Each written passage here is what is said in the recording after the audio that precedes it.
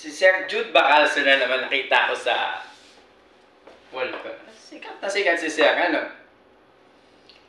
Pero may natutunan din ako sa kanya, no? Dalawang bagay. The truth hurts talaga. The truth hurts. Kasi nung tinawag kang maganda ka, ng mga tropa mo, amiga mo, tuwan-tuwa ka. Tinawag kang Sir, nagalit ka. Di ba? The truth hurts.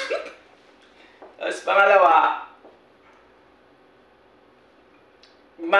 sa pagtatrabaho talaga focus sa maayos. Kasi sa tutusin, kasalanan ni Foreman yan eh. Kung hindi niya binigyan ng break yung mga labor niya, di sana hindi siya nakarating dyan sa mall. Tapos magwawala pa. Kasalanan ni Foreman yan. Pinagbigyan niya ng break, long break pa yata. Ayun, napunta sa mall. Nagwala